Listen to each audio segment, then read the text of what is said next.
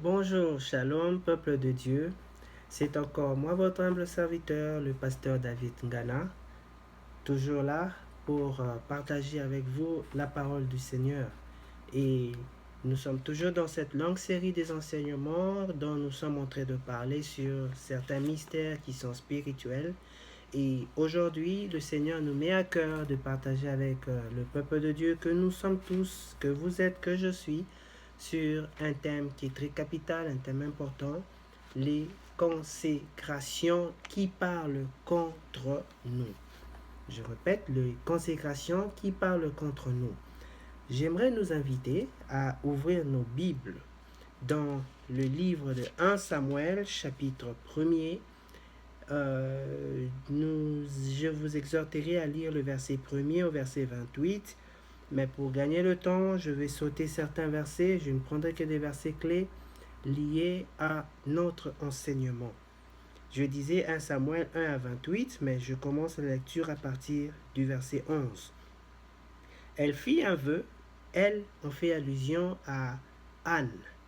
Elle fit un vœu en disant, l'Éternel des armées, si tu daignes regarder l'affliction de ta servante, et si tu te souviens de moi, n'oublie point ta servante, et si tu donnes à ta servante un enfant mâle, je le consacrerai à l'Éternel pour tous les jours de sa vie, et le rasoir ne passera point sur sa tête. Je répète le dernier paragraphe.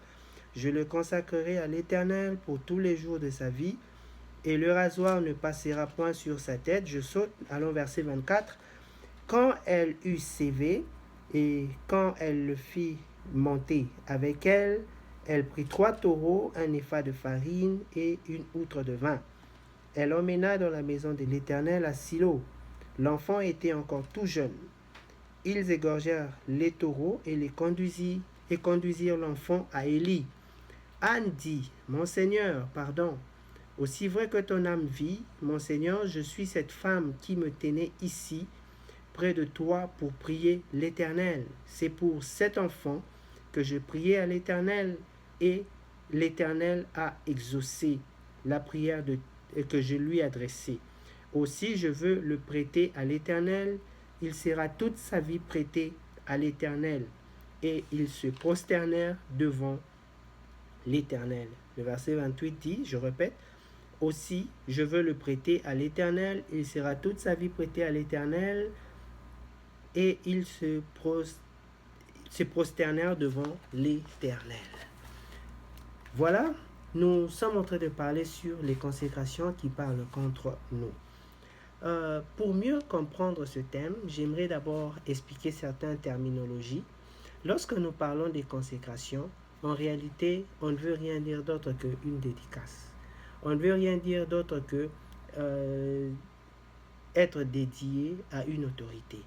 Nous sommes dédiés à une autorité physique, nous sommes dédiés à une autorité morale. Soit c'est une autorité qui est physique, soit c'est une autorité qui est morale. Et on consacre les hommes, on consacre les lieux, on consacre aussi les objets. Je veux m'expliquer. Lorsque, dans le contexte que nous venons de lire, nous connaissons cette histoire, c'est l'histoire de Anne qui avait un mari qui était Elkana, et elle n'avait pas d'enfant. Elkana avait une seconde femme qui s'appelait Pénina, et avec Pénina, Elkana faisait beaucoup d'enfants. Et Anne, ça l'a dérangé parce que sa rivale Pénina, chaque jour la mortifiait avec des insultes, des humiliations. Tu n'es pas féconde, tu ne sais pas ceci, cela, et ça l'a dérangé. Mais béni soit le Seigneur parce que au moins il y a des personnes qui savent lorsque nous avons une affliction, le problème n'est pas de pleurer chez des hommes. Le problème n'est pas de crier chez des hommes, mais le problème c'est pleurer chez Dieu. Vous remarquerez que même lorsque elle est allée se plaindre chez son mari, Elkana, son mari lui répondra que est-ce que moi je suis Dieu? Est-ce que c'est à moi que c'est moi qui donne des enfants? Son mari a montré son incapacité. En réalité, peut-être certains diront que son mari était dur, mais moi je pense que son mari était sincère. Il a simplement dit la vérité. Et lorsque Anna a écouté cette vérité, elle allait à l'église, au temple. Elle allait pleurer, et c'est là ou même quand nous venons de lire le dernier verset, nous voyons qu'elle dit au sacrificateur Élie que c'était moi qui me tenais ici et je pleurais, je priais pour cet enfant. Et comme je l'ai obtenu, je le donne à Dieu. Donc nous disons ceci, c'est que les consécrations, on consacre soit une personne, dans l'exemple de Anne, qui a eu son enfant et qui a dit que mon enfant, je le prête à Dieu toute sa vie. Toute sa vie, Samuel sera, ce qui était son enfant en fait, dont nous parlons, sera livré ou sera prêté à l'Éternel, selon les termes qui ont été utilisés dans la Bible. Mais les consécrations, ce n'est pas simplement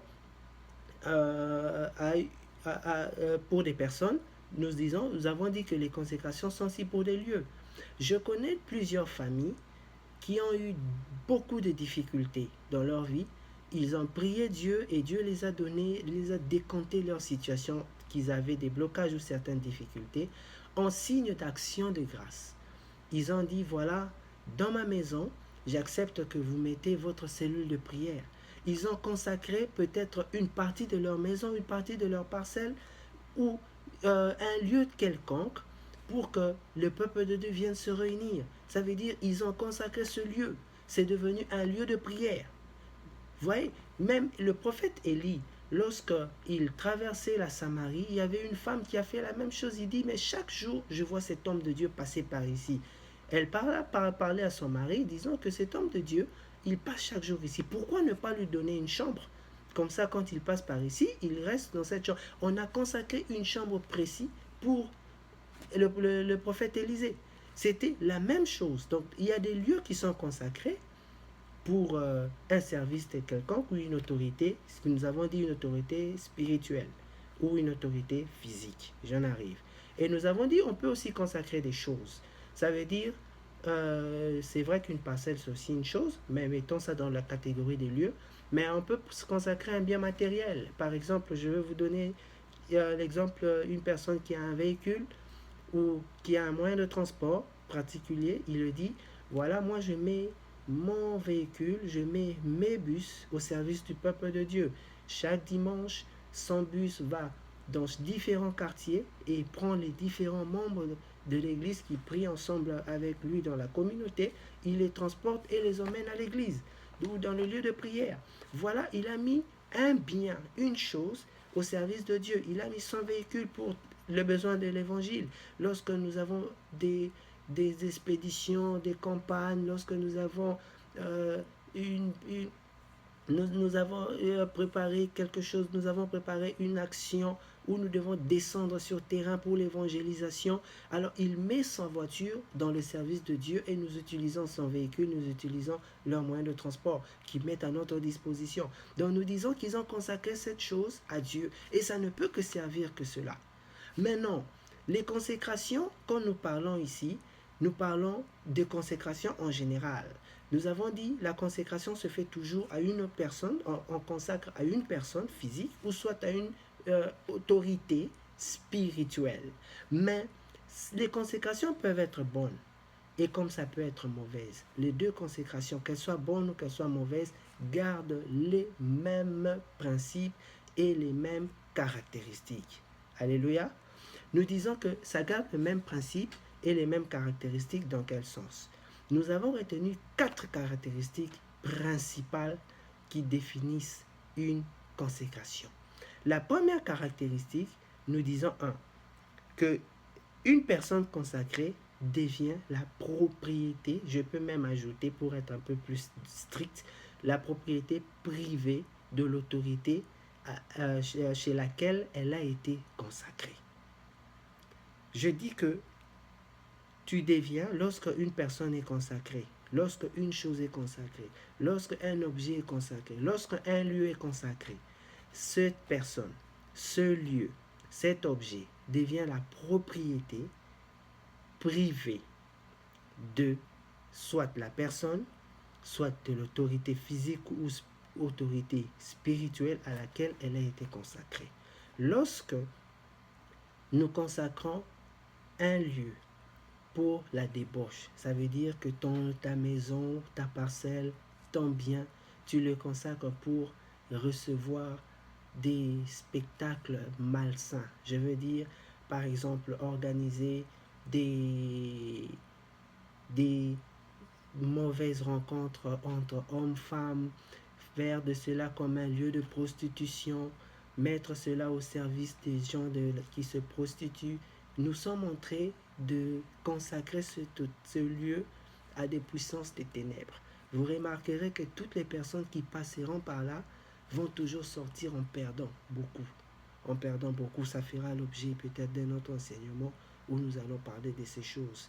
Lorsque nous voyons une maison de passage, comme nous appelons carrément dans le langage un peu terre à terre, c'est un lieu, en réalité, dans ce jargon, c'est plus parlé par des prostituées. Lorsque une maison est dédiée à la prostitution, et c'est une consécration, dans une concentration des mauvais esprits sur ce lieu à lequel ça a été consacré à la prostitution. Lorsque nous consacrons, par exemple, un enfant, nous le consacrons à être l'esclave des puissances des ténèbres, cet enfant grandira ainsi, mais n'accomplira que la volonté des puissances des ténèbres. Alléluia. C'est pour dire que les consécrations, elles peuvent être bonnes, elles peuvent être mauvaises, les deux vont toujours crier contre toi. Les deux vont toujours crier contre toi. Mais simplement, l'avantage, c'est que l'un criera contre toi pour te défendre et l'autre criera contre toi pour te réclamer. Nous en arrivons. La première caractéristique, nous avons dit que la consécration, de la consécration, la personne devient la propriété physique de l'autorité, soit physique ou soit autorité spirituelle à laquelle elle a été consacrée. La deuxième caractéristique, nous disons que la consécration, c'est une alliance. Ça veut dire, une alliance, c'est un accord, c'est une entente, ou bien c'est un lien qui unit deux personnes ou plusieurs personnes entre elles. Et lorsque nous sommes consacrés à une autorité physique ou spirituelle, ça veut dire nous avons une alliance avec cette autorité. Qui veut dire alliance? Ça veut dire nous sommes liés. Nous ne pouvons plus faire des choses seuls, mais nous faisons des choses selon les accords, selon les principes de cette alliance. Lorsque quelqu'un sort d'une alliance, la personne viole les clauses et la personne a toujours quelque chose qui va toujours lui ramener ou quand elle sera en train de forcer, il y aura toujours un blocage où elle va frapper le mur et revenir dans les principes carrés dans l'alliance dont elle a été consacrée. Ça, c'est le deuxième principe. Le troisième principe, nous disons que la consécration, c'est une transaction spirituelle. Lorsque nous parlons des transactions spirituelles, nous faisons allusion à l'action de donner et de recevoir. Ça veut dire l'autorité à laquelle nous sommes consacrés nous reçoit. Et la personne en fait qui est consacrée, en quelque sorte, est donnée. Pour être un peu plus même dur, je dirais, est livrée. Alléluia. Dans le contexte de Anne, Anne a dit, je prends mon enfant, je le prête à Dieu. En quelque sorte, veut dire, je lui donne à Dieu.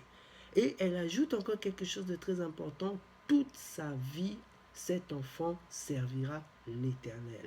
Donc ça veut dire que la vie de cet enfant Samuel n'était plus sa propre vie. Samuel était devenu lié à Dieu. Samuel avait fait une alliance par les paroles de sa mère, parce que sa mère avait fait le vœu.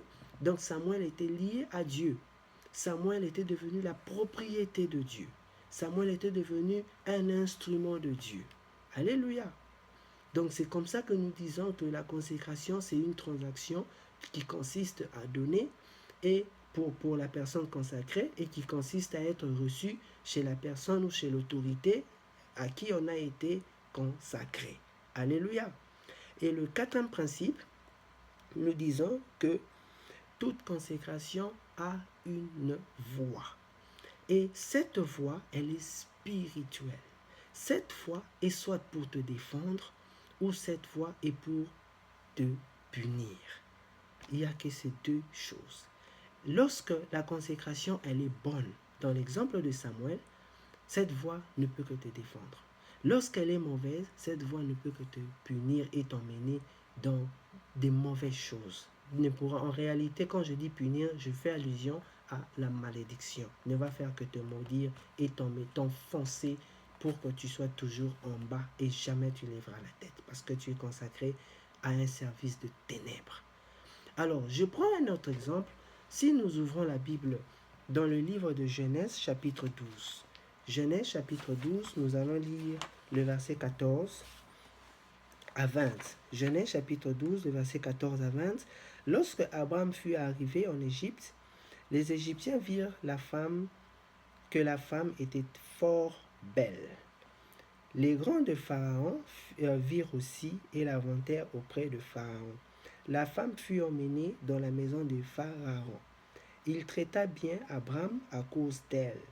Abraham reçut des brebis, des bœufs, des ânes et des serviteurs et des servantes, des ânes et des chameaux. Mais l'Éternel frappa de grandes plaies Pharaon et sa maison au sujet de Sarai, femme d'Abraham. Alors Pharaon appela Abraham et dit, « Qu'est-ce que tu m'as fait? Pourquoi ne m'as-tu pas déclaré que c'est ta femme? Pourquoi as-tu dit que c'est ma sœur? Aussi l'aurais-je pris pour femme, et voici maintenant ta femme, prends-la et va-t'en. » Pharaon donna ses ordres à ses gens de le renvoyer, lui et sa femme, avec tout ce qui lui appartenait. Bien-aimés, nous venons de lire l'histoire d'Abraham avec de Sarah et de Sarah. L'histoire d'Abraham et de Sarah qui sont allés en Égypte et ils se sont convenus, Abraham et Sarah, de dire que nous sommes frères et sœurs. Et quand ils sont arrivés, la Bible dit, les grands d'Égypte virent qu'elle était belle et ils sont allés rapporter la nouvelle chez Pharaon, qui apparemment, on comprend que c'était un homme qui aimait beaucoup de femmes. Je ferme la parenthèse.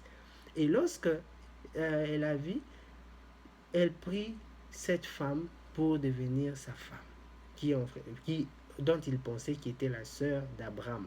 Et en conséquent, comme Abraham, on a pris sa sœur, Abraham d'office déjà, le beau-frère du Pharaon, et Pharaon l'a bien traité, en lui donnant des brebis, des ânesses, et même, la Bible dit, des serviteurs. C'est ici où Abraham a eu des serviteurs et des servantes dont Agar est sorti. Je ferme la parenthèse. Alors, nous disons que Abraham, avec Sarah en Égypte, comme ils étaient tous de consacrés à Dieu, Dieu avait personnellement parlé à Abraham, sors de la maison de ton père, va, toi et ta femme, je vais faire de toi un père d'une multitude d'enfants. Et cette multitude d'enfants sortira de Sarah. C'était une consécration. Abraham était consacré à être le père de la foi. Et d'office, sa femme à être la mère de la progéniture qui allait en venir. Et Dieu ne pouvait pas accepter que le mal puisse lui arriver parce que la protection de Dieu était liée, comme nous disons, à l'alliance. Les caractéristiques que nous avons citées, la deuxième caractéristique, nous avons dit que c'est une alliance. Ça veut dire la consécration et une alliance. Et quand nous parlons des alliances, nous faisons allusion aussi à des protections. Ça veut dire lorsque deux personnes sont liées, il y a des alliances de protection, il y a des alliances de complémentarité, il y a des alliances des assistances, il y a des alliances où on s'entraide, il y a des alliances où tu es attaqué, je te protège. Et c'était ainsi avec l'autorité spirituelle, en fait, qui est dans ce contexte de Dieu. Lorsque Sarah était en danger, lorsque Abraham était en danger, Dieu lui-même est intervenu. L'autorité spirituelle dans laquelle ils étaient consacrés a fait l'intervention. Et lorsqu'elle a fait l'intervention, elle a frappé l'autorité, je veux dire, elle a frappé la maison de Pharaon jusqu'à ce que Pharaon a compris et fait appel à Abraham et dit, pourquoi tu m'as fait ça? Pourquoi tu m'as menti que c'était ta sœur? Je l'aurais pris pour femme et voilà ce qui allait m'arriver. Prends ta femme, quittez mon pays. Et il leur donna à tout son territoire de laisser partir Abraham avec tous les biens qu'il avait déjà reçus, puisqu'il ne voulait plus récupérer cela.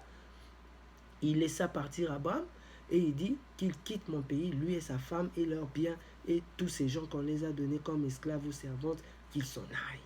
Vous voyez comment ici nous disons que la consécration a une voix d'autorité et cette voix d'autorité crie soit pour te défendre dans le contexte d'Abraham ou elle crie pour te réclamer dans un autre contexte où cette consécration, elle est négative. Négative dans le sens, lorsque tu aimerais faire quelque chose, ça va te ramener, toi tu as été consacré à servir dans le mal. Toi tu as été consacré à être dans le mauvaise chose. Voilà ces 4 caractéristiques de consécration dont nous sommes en train de dire. Alors, continuons toujours cet enseignement. Nous disons que il existe aussi, puisque les consécrations ne viennent pas dans le hasard. Les consécrations ne sont pas directement, simplement comme ça, j'ai été consacré. Il y a toujours un élément ou plusieurs éléments qui sont à l'origine d'une consécration. Et ces éléments-là sont très capitaux pour que tu les détectes, pour qu'aujourd'hui dans ta vie, tu saches si toi, tu as une bonne consécration ou tu as une mauvaise consécration. Et nous allons faire des prières pour nous aider à mieux comprendre cela. Alors, je disais que les éléments qui favorisent la consécration, comme la consécration ne vient pas d'elle-même, elle a toujours une cause et une origine. Et la première source, donc qui est en réalité le premier élément de l'origine des consécrations, c'est le lieu de notre naissance. Bien-aimé, je le dis toujours devant le peuple de Dieu. Tous les jours, je le répéterai toutes les fois que le Seigneur me donnera l'occasion de le dire. Bien-aimé, vous savez, de la même manière qu'il existe une géographie physique, nous voyons les continents, nous voyons dans des continents des pays.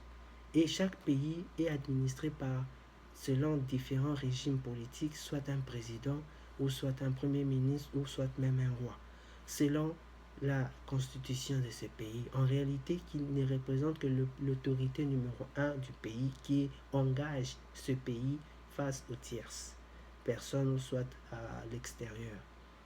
Donc, de la même manière que nous voyons des continents, de la même manière que nous voyons des continents divisés en pays, et si nous entrons dans chaque pays, nous voyons les pays divisés soit en provinces, soit en états, soit en territoires, et en départements, ou soit de la même manière que ces départements sont regroupés en districts, en communautés, ainsi de suite. C'est de la même manière que le monde de ténèbres aussi est administré. Chaque continent a une autorité, une domination, une principauté. Une principauté, comme nous dit dans la Bible dans le livre de Colossiens 2, de verset 15, où le Seigneur a dépouillé les dominations, les principautés. Colossiens 2, le verset 15. Donc, nous voyons que ces territoires sont dirigés par des principautés et des autorités spirituelles. De la même manière que le lieu où tu es né, peu importe le continent, peu importe le pays, peu importe le district, peu importe la région dans laquelle tu es né, sache qu'il y a une autorité. Et ces autorités ont un seul but, consacrer l'autorité, le lieu où il est en train d'administrer au diable, au service au diable. De telle manière, même inconsciemment, né dans un lieu quelque part, ce lieu-là, eux ont l'habitude de le travailler pour le monde des ténèbres. Rappelez-vous de l'histoire de Jésus et le fou de Genazareth qui restait dans des sépulcres, dans des cimetières. Marc chapitre 5, le verset 12 à 13. Les démons qui animaient cet homme ont dit à Jésus, pourquoi tu es venu nous tourmenter avant le temps? Parce qu'ils savaient qu'ils ont un temps qu'on les a donné de régner et après, ce sera leur fin. Jésus leur pose la question, qui vous êtes? En fait, qui tu es? Et le démon chef répond, nous sommes une légion, nous sommes nombreux. Mais une requête très intéressante, il dit à Jésus, ne nous laisse pas partir loin de la contrée, mais envoie-nous dans les portions, afin que nous restions dans la région. En réalité, les esprits étaient des esprits territoriaux. Leur puissance ne pouvait que régner que dans le territoire de Genazareth. Si on les emmenait par exemple ailleurs, dans une autre province, dans une autre tribu d'Israël, ils n'auraient peut-être pas eu la même puissance. C'est pourquoi ils ont voulu rester dans le territoire. Et Jésus accepta avec surprise cette requête de laisser ses esprits territoriaux rester dans le territoire. Et pourquoi rester dans les territoires? Parce que ce territoire-là, il travaillait pour le consacrer. Tous les enfants nés à Nazareth devaient avoir des caractéristiques principales qui allaient tous converger. Tu remarqueras que dans certains lieux, tout le monde a les mêmes comportements. Ivrognerie, boisson, débauche. C'est parce que les esprits territoriaux incitent les gens qui sont nés là-bas à avoir ce lien, cet attachement à la boisson, cet amour à la prostitution, ce désir toujours de vouloir mener une vie de débauche, parce que c'est la mission de ces esprits. Donc nous disons que l'origine numéro 1 de consécration dépend du lieu où on est né. Si le lieu où tu es né est régné, est dominé par des puissances des ténèbres, donc ça veut dire que tu es déjà sous une emprise d'une puissance des ténèbres, donc tu as une consécration, tu as au moins 90% d'avoir une consécration qui te réclame, qui parle contre toi dans le mauvais sens, le lieu où on est né. La deuxième, je peux dire le deuxième élément, c'est le milieu où nous fréquentons. Une personne peut être née ailleurs, mais la personne va fréquenter des milieux. Vous savez que tous les milieux ne sont pas bons à fréquenter. Il y a des milieux qui sont, comme nous appelons, des hôtels spirituels. Lorsque une personne va dans une église, dans une maison de Dieu, c'est un lieu où on adore Dieu, il y a un hôtel de Dieu et il y a une prière qui se fait, le lieu est d'office devenu un lieu de bénédiction. Mais lorsque une personne va et fréquente, par exemple, des maisons des féticheurs, sachez que des pareils lieux, ce sont des lieux dévoués au diable. Et ces lieux-là, par le fait d'être allé, tu laisses tes empreintes, tu laisses ta marque, et par lequel le diable va continuer toujours à te réclamer. Et nous voyons cela aussi pour les personnes qui vont dans les maisons de débauche.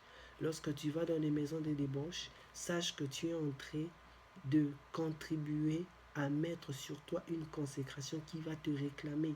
Le milieu va t'affecter. Là où tu fréquentes, c'est là où tu seras déterminé à vivre. Et troisièmement, nous parlons sur les actes que nous posons. Les actes que nous posons aussi déterminent le type de consécration que nous faisons. Lorsque nous posons des actes qui sont bons, ces actes aussi vont nous influencer. Lorsque nous posons des actes qui sont très mauvais, ces actes aussi vont nous influencer et tu auras des conséquences de toutes choses. Quatrième élément, nous disons ce sont des éléments sur les actes qui sont posés sur nous. La différence entre 4 et 3, c'est que 3, c'est censé que toi-même tu poses. 4, c'est censé que les autres ont posé sur toi. Ça veut dire, un enfant qui est né aujourd'hui, un parent prend l'enfant et dédie à une autorité. Pour l'exemple de Anne, elle a dédié à l'autorité qui était Dieu.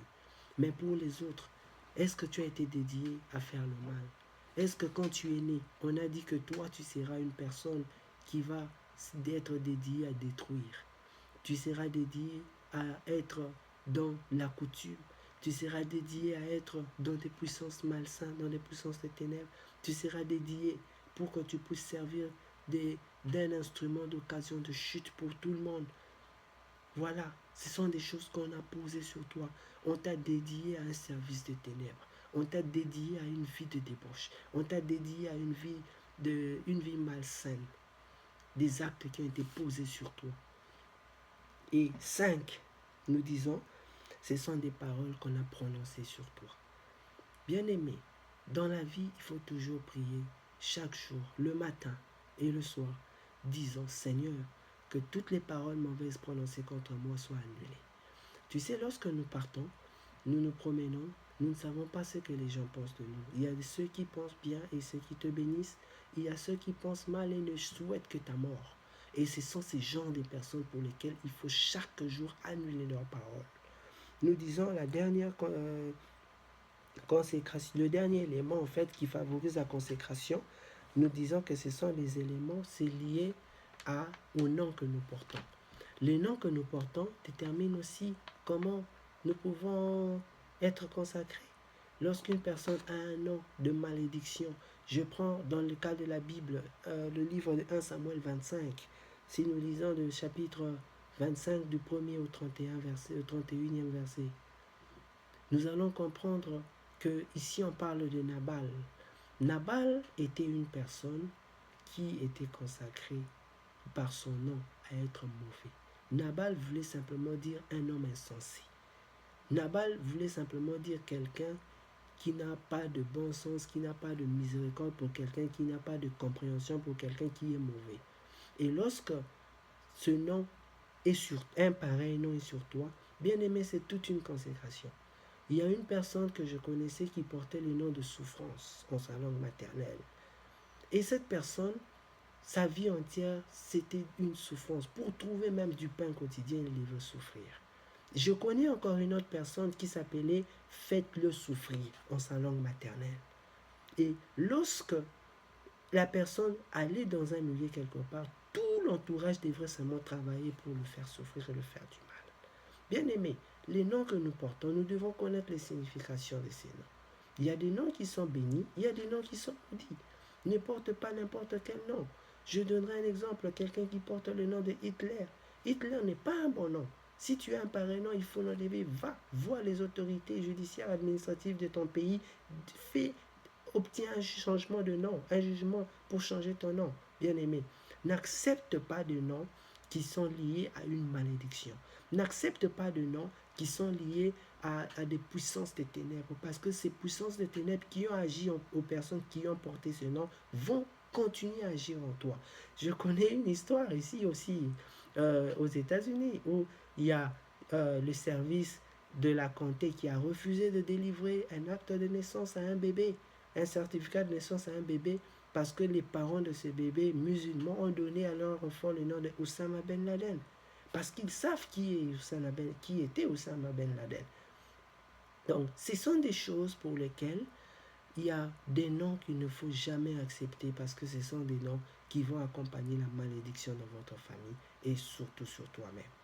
Alors, nous évoluons toujours pour comment mettre fin aux mauvaises consécrations qui parlent contre nous. Nous avons dit que la consécration, en quelque sorte, c'est être dédié à une autorité qui est soit physique ou soit spirituelle. Mais la consécration, elle est bonne lorsque c'est dédié à Dieu. Et elle est mauvaise lorsque elle est dédiée à des mauvais esprits. Par exemple, on t'a destiné à être un chef coutumier, on t'a destiné à être quelqu'un qui va mener une vie de la débauche. Et ça, ce sont des genres de consécrations qui ne sont pas bons. On t'a destiné pour être un instrument de production d'argent pour, par exemple, tes parents. Du genre que toi, tu ne te marieras pas, mais tu vas simplement aller vivre avec différents types d'hommes et en quelque sorte, tu vas les rançonner. Tu vas rançonner ces personnes au profit de ta famille. Ce sont des mauvaises consécrations, bien aimées. Et maintenant, comment mettre fin à ces pareilles consécrations? Comment mettre fin à une consécration qui est mauvaise dans ta vie? La première chose pour mettre fin à une pareille consécration, c'est identifier ces consécrations. Mais c'est vrai que ce n'est pas facile de les identifier parce que généralement, lorsque nous sommes en train de poser des actes, nous pensons toujours qu'elle est bonne. Mais bien aimé, il faut toujours prendre le temps de prier, de faire une pause et de bien observer. Pour identifier les mauvaises consécrations de la vie, il y a 3 étapes qu'il faut faire. La première, c'est examiner très bien notre vie. Bien aimé, tu dois toi-même être au niveau où tu regardes, est-ce que tel que ma vie est en train de passer, je suis en train de vivre des bonnes choses, j'accomplis des bonnes choses, j'obtiens mes objectifs, je réussis vraiment des bonnes options, est-ce que j'ai fait des bons choix, est-ce que dans mes choix m'apportent le succès ou mes choix m'apportent les échecs. Tu examines ta vie textuellement, tu te dis, qu'est-ce qui se passe dans ma vie? Alléluia. La deuxième étape, il faut étudier les comportements de notre entourage. Il faut étudier le comportement de notre entourage.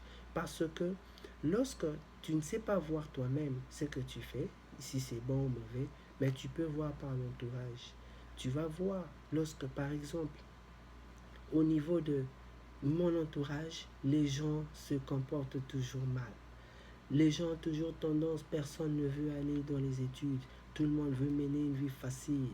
Tout le monde veut mener une vie de la débauche, une vie de l'ambiance.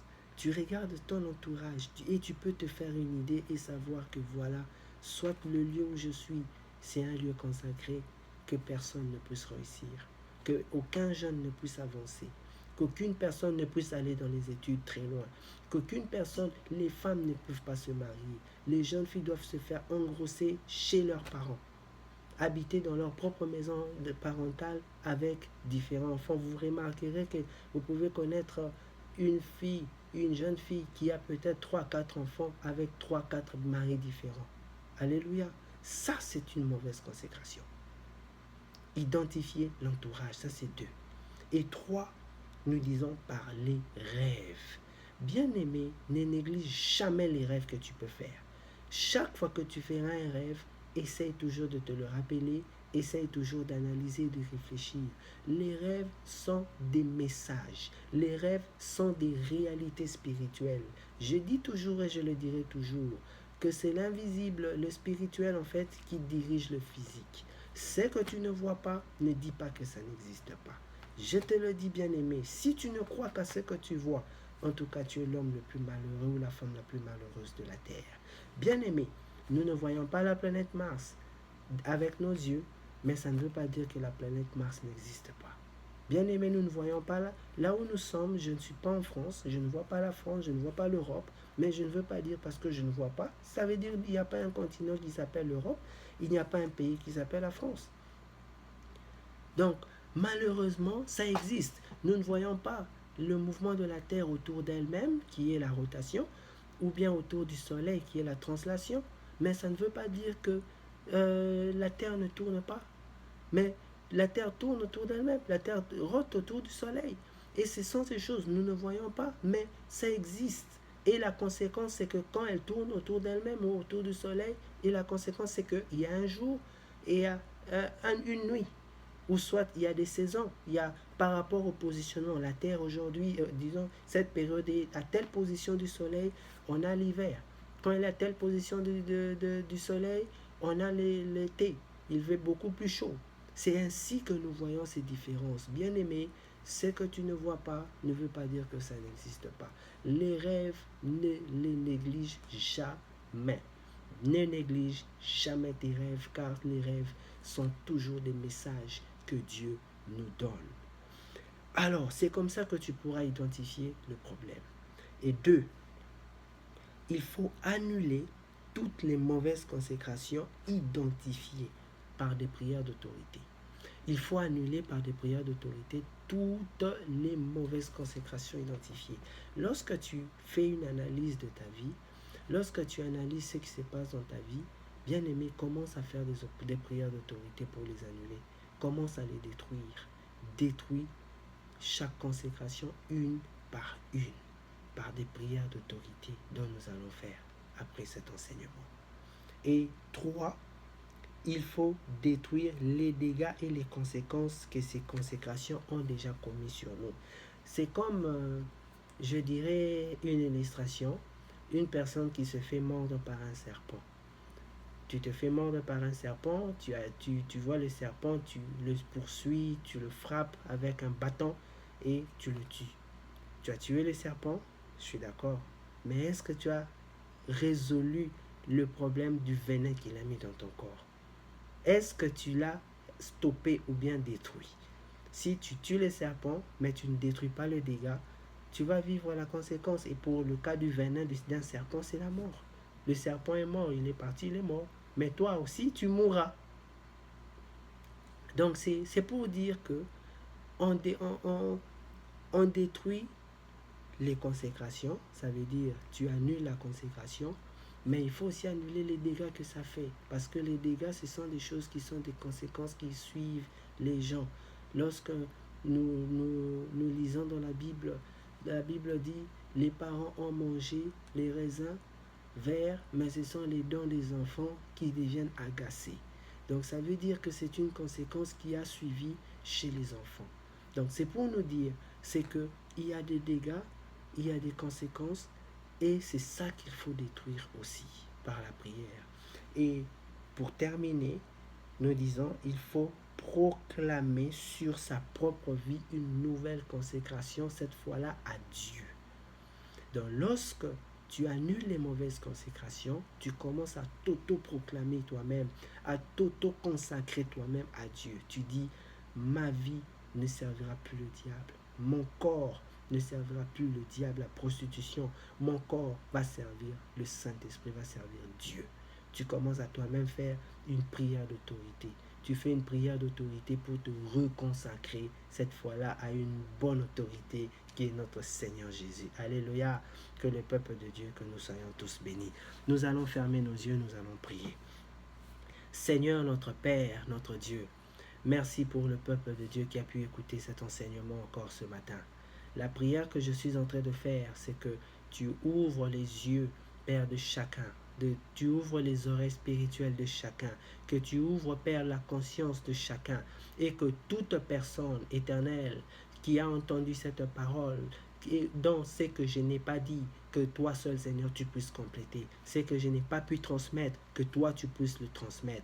Mais la prière que je suis en train de faire maintenant, c'est que là où il y avait une réclamation, là où il y avait une consécration qui parlait mal contre mon frère, qui parlait mal contre ma soeur, je suis en train de l'annuler maintenant dans le nom puissant de Jésus-Christ. Maintenant, que toute consécration qui était liée au lieu où mon frère était né, qui était liée au lieu où mon frère avait fréquenté, qui était lié aux paroles posées, aux paroles prononcées contre mon frère, aux actes posés contre mon frère. Je les annule maintenant par le nom puissant de Jésus. Je proclame sa libération de toute emprise maléfique. Je proclame sa libération maintenant de toute mauvaise consécration qui lui réclame dans le mal. Et maintenant, je prends mon frère, en le lavant par ton sang, je le redédie à toi. Toi seul, notre autorité spirituelle, qui est notre Seigneur Jésus, que mon frère et ma soeur soient consacrés à toi, maintenant dans le nom de Jésus, et que sa vie puisse être transformée, qu'il vive le bonheur, qu'il vive la grâce, et qu'il vive des bonnes choses, des bonnes promesses que tu as dit. Tu as des projets de paix, de bonheur sur nous, tu as des projets de bonheur sur mon frère, des projets de bonheur sur ma soeur, et que ces projets puissent s'accomplir maintenant dans sa vie, dans le nom puissant de Jésus, nous disons Amen. Merci, peuple de Dieu. Que le Seigneur soit béni. Nous nous retrouverons demain pour la continuité de notre enseignement et notre programme. Soyez bénis. Shalom. Que la paix de Dieu soit sur vous. Amen.